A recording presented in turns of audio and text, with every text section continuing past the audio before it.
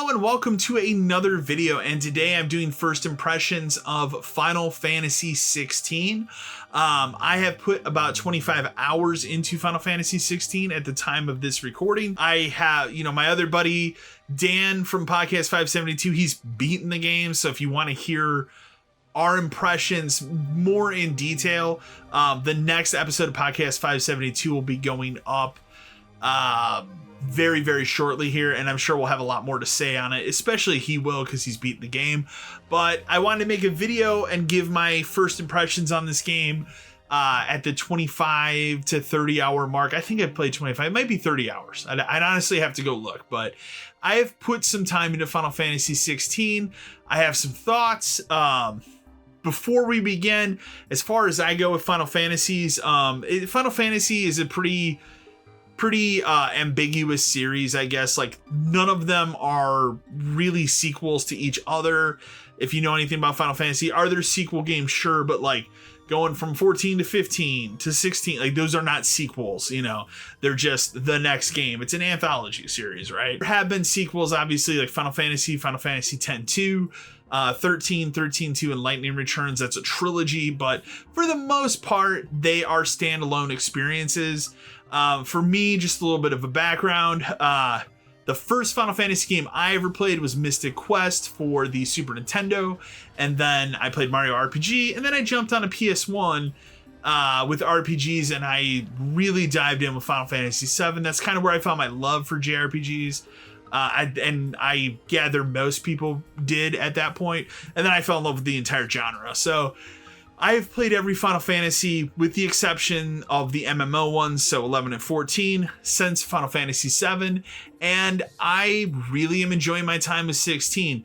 With that being said, it is a incredible departure from what you would consider a normal Final Fantasy game, and we're gonna talk about that today in my impressions. One thing to kind of know about Final Fantasy 16 going into it is this is not your dad's Final Fantasy. This it is not turn-based. This is a full action. I wouldn't even say action RPG. I'm just going to tell it how it is. It's an action game with very light RPG elements.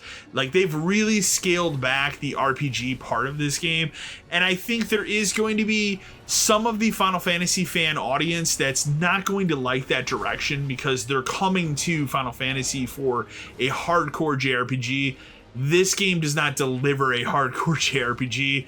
It delivers an action game with light RPG elements. Putting that aside, I'm still really enjoying my time with the game. The story is fantastic, and that's probably the biggest thing I would say here. They really nailed down a very interesting, mature story, and when I say that, I mean this game earns its M-rated. I believe it's the first M-rated Final Fantasy game. I could be wrong on that, and you can blast me in the comments below. And now that I think about it, I think Type 0 is also rated M, but that game didn't really feel like it was an M-rated game. This game, though, super M-rated. There's fucking cursing. There's people banging. In this game, they smoke the crystals. So, like, yeah, you can see this game has a very heavy Game of Thrones influence to it, and you can see that was the number one influence for this game was Game of Thrones. And it does the thing where, like, it'll go around to different perspectives with the story, and very much like Game of Thrones would. So even though you always play as the main protagonist in this game, which is Clive, you will see the story from other perspectives.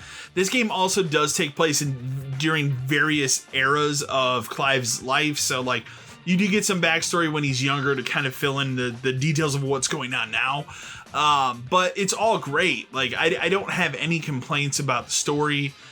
They really sat down and like nailed making a good story for a Final Fantasy game that, while it does have some convoluted elements, it is not so convoluted, at least to the point that I've played, where I feel like it's up its own ass story-wise, which can happen with a lot of Final Fantasy games.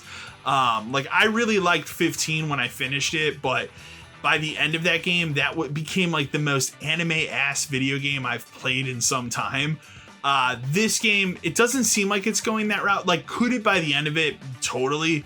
But where I'm at right now, it doesn't feel like it's going to do that. I've seen one complaint a lot of people have is it's just Devil May Cry. And there is a lot of Devil May Cry in the combat of this game. You don't control other party members. You only control Clive. The other party members do fight alongside of you. You also have a dog companion that will fight alongside you as well. But it's pretty much like in terms of the combat, it's Devil May Cry. There are different combos that you can do and stuff, and there's different elements to combat, but it never, for me at least, really gets deeper than button mashing. And again, when you come to an action game like that and it's presented in a Devil May Cry way, that doesn't put me down. I can see why some people would be upset, but I'm not upset by that decision here. And let's be fair, Final Fantasy needed this shakeup. Like they've been going slowly this route for a while. Look at the combat at 15. They were kind of starting to show like, hey, we might go fully action in the next one, and they totally did here. But I really like the combat of the game. It is a little easy than I think previous Final Fantasy games, but that's not a problem for me. Visually, the game is hugely impressive. I think it really shows that, again, developing a game for one platform and it also being a current gen platform, not being hindered by having to lower technical specifications for older systems, I think that really helps here. And even saying that, also at the same time, like, there are two modes here. So you do have a quality mode, which is 4K at 30 frames, or you have a performance mode, which is like 2K-ish resolution. It's checkerboarded. It's just an unlocked frame rate, so it is not, guaranteed 60, except when you're in combat. For whatever reason, combat, it is always 60. Like, it never drops a frame during combat, which is great. You want that for this type of action, but the overworld and everything there, like, the frame rate can definitely fluctuate. But it's never been like a problem for me. Whereas, like, I go back and look at something like Jedi Survivor earlier this year, where not only did it have that frame rate that fluctuated everywhere, but on top of that, it had this frame rate hitching issue that was unplayable. Like, you can go watch. I have a video. Like, I literally stopped playing that game. I have yet to go back to it because of that issue. I've heard it's been patched. I just haven't had time to go back to it. And at this point, I probably would just start that game over again, because I was actively not enjoying it for that reason. This game, it doesn't have that hitching. I'm hoping that with maybe another patch or two, they can kind of smooth out the frame rate. They did remove motion blur, which was, well, not the worst I've ever seen in a game. Pretty bad and annoying, especially when you're playing on performance mode. But I'm still enjoying the game, like fully enjoying the game. Complaints I have about the game, side quests are pretty bad. They're very much just busy fetch quests. A lot of them are very stupid and don't add anything to the story. And what I mean by that is, like, so I'll give you an example of a fetch quest. One of them, you literally walk into this like restaurant in this encampment that you're at, and the chef is just like, hey, take these bowls of food out to these people. So you act like a waiter for a moment. That's the kind of fetch quest you have in this game. Or you'll have something where, like, somebody will be like, hey, can you go get this linen for me over in this other town because I'm gonna make these clothes. It's stuff like that. Like, nothing so far, with the exception of one side quest I've done, has been interesting, and that's a bummer, especially in a JRPG.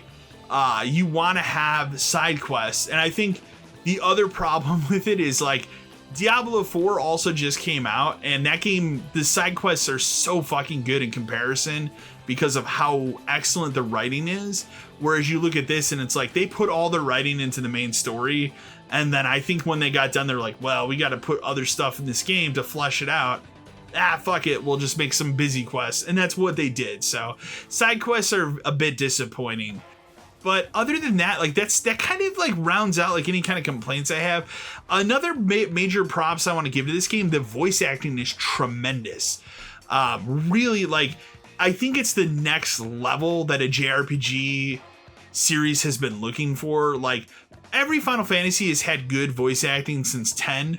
but I think this is like next level good voice acting, where I've enjoyed every performance. There's not one in the game where I'm like, oh, that guy, that person doesn't sound correct or accurate or something. They all sound phenomenal. So, and the musical score, I always expect good music in Final Fantasy games, but this one in particular is really, really fucking good. Another thing that this game really deals with is icons, which icons, if you don't know, those are the summons from classic Final Fantasy. So you have Ifrit, you have Shiva, and some of the big ones, like your character, he embodies Ifrit, right?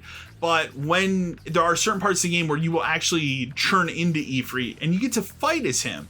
And it's very well done. Like, when it first started, I'm like, oh, this is going to be trashy. But no, it's actually very well done. And I like that aspect of the game a lot as well. And again, it's dark, it's mature. There's a lot of language. There's people are banging in this game. Like, it's very much a mature rated game, but it doesn't it's not relishing in it being a mature rated game. It's not like a Saints Row or something where it's like, we're just going to do this to do this. It very much feels like it needs to be a mature game. It adds those things to add to the story of like, hey, we're telling a fucking adult story here. But other than that, that kind of rounds out any kind of complaints I have. Another major props I want to give to this game, the voice acting is tremendous. Really, I think it's the next level that a JRPG series has been looking for. Every Final Fantasy has had good voice acting since 10, but I think this is next level good voice acting, where I've enjoyed every performance. There's not one in the game where I'm like, oh, that guy, that person doesn't sound correct or accurate or something. They all sound phenomenal. So, and the musical score, I always expect good music in Final Fantasy games, but this one in particular is really, really fucking good. Another thing that this game really deals with is icons, which icons, if you don't know, those are the summons from classic Final Fantasy. So you have Ifrit, you have Shiva, and some of the big ones, like your character, he embodies Ifrit, right? But when there are certain parts of the game where you will actually turn into Ifrit and you get to fight as him. And it's very well done. When it first started, I'm like, oh, this is going to be trashy. But no, it's actually very well done. And I like that aspect of the game a lot as well. And again, it's dark, it's mature. There's a lot of language. There's people are banging in this game. It's very much a mature rated game, but it doesn't it's not relishing in it being a mature rated game. It's not like a Saints Row or something where it's like, we're just going to do this to do this. It very much feels like it needs to be a mature game. It adds those things to add to the story of like, hey, we're telling a fucking adult story here. And I really like that. I think it's about time for Final Fantasy to kind of grow up a little bit. So I'm really enjoying the game. I don't know if I'll do a full review on the channel. We'll see. I mean, if something really changes about my opinion on this game, I would be surprised. But don't be surprised if at the end of this year, Final Fantasy 16 is on my top 10 list, because I'm really enjoying my time with it. So I would love to know in the comments below, are you guys enjoying Final Fantasy 16? What do you think about it? Do you like the story? Please don't spoil it for me, because I haven't fucking finished it yet. Remember, as always, to like, share, and subscribe to the channel. And until next time.